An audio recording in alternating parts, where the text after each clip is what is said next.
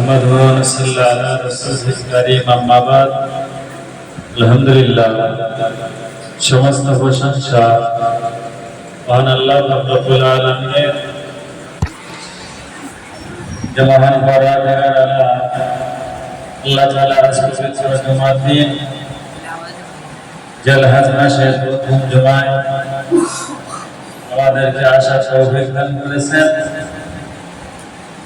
আমরা সকলে সে মহান পরাধীন আল্লাহ পাকের দরবারে শুকরিয়া জ্ঞাপন করি, সকলেই বলি আলহামদুলিল্লাহ। মসজিদের ভেতরটা অনেকটা খালি রয়েছে, সব প্রতি জমায় বলা লাগে, সব সময়ের জন্য সামনটা ভরে যেতে হয়। এখন কোনো জায়গায় শাদী হয়, খাওয়ার জন্য হুটোপাটা করে আগে জায়গা হয়ে যায়, যাতে ইসকে যাতে না যায়, এই কারণে আগে ঠেলাঠেলি জায়গা ভুগতন করে। আর মসজিদে যখন আসে তখন চেষ্টা করে যত পেছনে বসা যায়। অভ্যাসটা হচ্ছে বদ অভ্যাস, অভ্যাস ভালো না। মসজিদ সবসময় প্রথম কাতার থেকে পরিপূর্ণ করা একটা সব ব্যক্তি প্রথম মসজিদে আসে, একটা কুরবানি করা সওয়াব পায়, তার আমলনামায় আল্লাহ তাআলা সওয়াবটা দিয়ে দেন। দ্বিতীয়বার যে লোকটা আসে তার একটা বলদ তথা গরু কুরবানির সওয়াব তার আমলনামায় দেওয়া হয়। আর পরপরই যে মানুষটা আসে তাকে একটা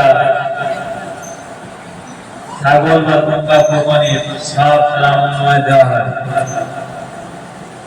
আর পরপরই যারা আসে মুরগির জবাই করার সময় তার সওয়াব দেওয়া হয়। আর পরে যারা আসে একটা করে ডিমের সওয়াব। সবাই ভেবেছে যারা আগে এসেছে ওরা তো বড় বড় জিনিসগুলো মেরে লেছে, উট, ছাগল, গরু, দুম্বা, লাস্টে ডিম ছাড়া তো কিছু পাবো না, তার ভেতরে ঢুকে লাভ পিছনে বসে থাকি এরকম চিন্তা ভাবনা রয়েছে নাকি সব মনের প্রতি, যার কারণে মসজিদের ভেতরে ঢুকতে এত কষ্ট শোনা, এত ভয় থাকে না। সব সময়ের জন্য বলি প্রথম থেকে আমরা কাতার পরিপূর্ণ করবো, তাদের সওয়াবের অধিকারী হবো, তত বেশি বেশি সওয়াব আমাদের আমলনামায় দেওয়া হবে। তো আজ পবিত্র জিলহজ মাসের প্রথম জুমা,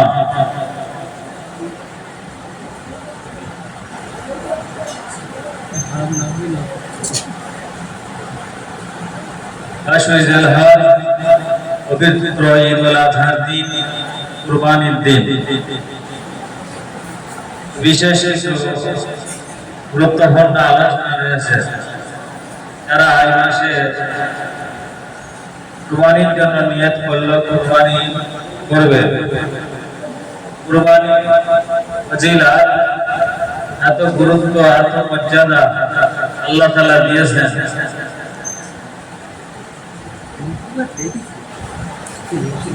কোরবানির দিনে আমরা অনেক ভুল কাজ করে থাকি, অনেক এই ভুলগুলো যেন আমাদের দ্বারা না হয়, এগুলো হলো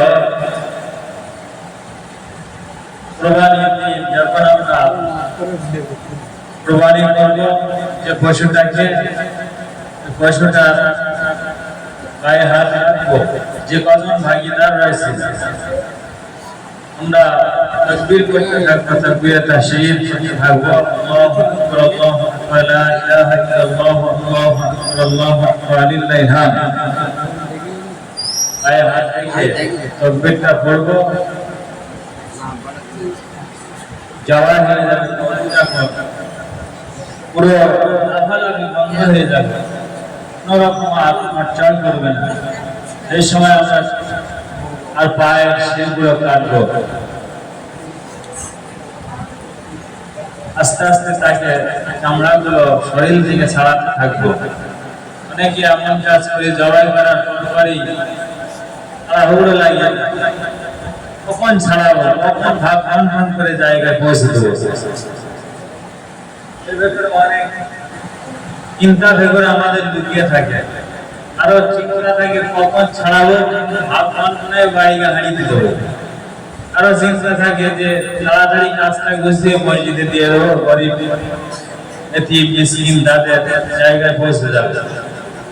এমনকি যেন না হয় যে যতটা সম্পূর্ণ নিস্তেজ না হলো তত সময় তার পায়ের শিরাগুলো কাটা যাবে না, একেবারে নিস্তব্ধ হয়ে যাবে, কোনো আর সাড়া থাকবে না সেই সময়। আর শরীর থেকে আস্তে আস্তে চামড়াগুলো সারাতে হবে। কুরবানির ঈদের দিনে আমরা অনেকে এমন অভ্যাস আমাদের রয়েছে, কেউ গরুর ঘেলুটা আলাদা রেখে দেয়, এটা আমি ভেজে খাবো। আরো চিন্তা থাকে দিল গলিটা আলাদা রেখে দেবো, পথ থেকে আলাদা রাখবো, ভেজে খেয়ে ভালো বদভ্যাসের জন্য আমাদের না থাকে। শরীরের যতটুকু কষ্ট পাওনা রয়েছে সেটা আমাদেরকে ভাগ করতে হবে সম্পূর্ণ করার পরপরই। আপনার পাড়া প্রতিবেশীর জন্য, বেশি বলতে আপনার পরিবার পরিজনদের জন্য, আত্মীয় ভাই ব্রাদার এবং মসজিদে একটা আপনার জন্য এভাবেই বন্টন করতে হবে। আর আমরা চেষ্টা করবো আমাদের যে পবিত্র ঈদের দিনের যে আমরা কুরবানি ঈদের গোশত যেন কোনো অমুসলিমকে যেন আমরা না দিই। এমন দেখা যায় বন্ধ করে রেখেছি, ঈদের দিন আগাম দাওয়াত দিলাম বন্ধুকে, ভাই আপনি আসবেন, ঈদের দিন গোশত দেওয়া হবে। এই যে কুরবানির গোশত একটা অমুসলিম বেঈমানকে আমরা দিয়ে দিলাম বন্ধ করে খাওয়ার জন্য, গুলো না দেওয়া ঠিক। চেষ্টা করবেন যাতে না দেওয়ার জন্য। আবার ঈদের দিনে যখন আমরা নামাজ পড়তে আসবো, বাড়ি থেকে যখন নামাজের জন্য হাজির হব, আমরা পড়তে থাকবো লা ইলাহা ইল্লাল্লাহু আল্লাহু আকবার আল্লাহু আকবার লিল্লাহিল হামদ।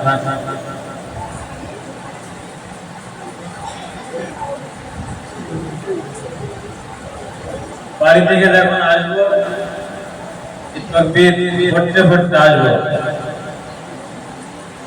ঈদের ময়দানে এসে আমরা চেষ্টা করবো সকলে মসজিদের প্রথম কাতার থেকে জায়গাগুলো পরিপূর্ণ করা। প্রতি ঈদই বারবার বলতে হয় ভিতরটা পরিপূর্ণ করো, ভিতরটা পরিপূর্ণ করো। কি একটা বদভ্যাস আমাদের ভেতরে লুকিয়ে রয়েছে। আসবো প্রথম থেকে শুরু করবো কাতার, পরপর একের পর যে কাতারটি থাকবে পরপর কাতার দিতে থাকবো আমরা। আর আমাদের নামাজের জামাত অনুষ্ঠিত হবে। ভাইদের সঙ্গে আলোচনা করছিলাম, বললে 7:30টায় করলে ভালো হয়। আমি জানছিলাম আরেকটু অল্প সময় বললে না দেখতে পাচ্ছি তাড়াতাড়ি ভাষা পাঠি তো বারবার রাখতে মাইকি আর 15 মিনিট আর 20 মিনিট 10 মিনিট যত সময় হুজুরির গানটা বড় না উঠবে তত পেশারেরও আসবে। সেগুলোতে বড় অভ্যাস সময় এখানে আমাদের ভিতর নেই। আমরা চেষ্টা করবো সঠিক সময়ের ভিতরে ঈদের ময়দানে হাজির হতে পারি আর জাস্ট টাইমে নামাজের জামাত শুরু করতে পারি। যেহেতু ঈদের দিন আমাদের পরপরই আমাদের অনেক কাজ রয়েছে, কুরবানির কাজ, মসজিদের অন্তর্গত আমরা কালেকশন চাও করি, এটাও আমাদেরকে করতে হবে। এগুলো দিকে লক্ষ্য রাখবো। আর ঈদের নামাজের জামাত হবে 7:30 সকাল 7:30টায় আজান নামাজের জামাত হবে। সেই মোতাবেক আপনার সকলে তৈরি হয়ে মসজিদে আসবেন। যারা কুরবানির ভাগী আছেন তাদের কর্তব্য হলো তাদের যে পাওনাটা সেটা তারা কাছে রাখবে, বাকিটা যাদের হক তাদেরকে দিতে হবে। যে মসজিদে যেটা আমরা দেই পাড়া প্রতিবেশী যারা কুরবানি করেনি তাদের জন্য সেটা দেব। আমরা চেষ্টা করবো কুরবানি ভাগী থেকে আমরা যেন কেউ মসজিদ থেকে গোশতের প্যাকেট যেন না আনি। যেহেতু আমি এগিয়ে আছে, আমার কুরবানি দেওয়ার ক্ষমতা আছে, সামর্থ্য আছে, আল্লাহ তাআলা আমাকে দেওয়ার তৌফিক দিয়েছেন, তার জন্য লাখ লাখ শুকরিয়া। এই মনে করে যদি কেউ ভুলে আপনার বাড়ি প্যাকেট কে আছে সেটা ফেরত দেবেন। যে ভাইটা কুরবানি করতে পারলো না, আর ভাব হয়ে গেছে, সেটা তার প্রাপ্য, সেটা আমাকে আপনাকে বুঝে দিতে হবে।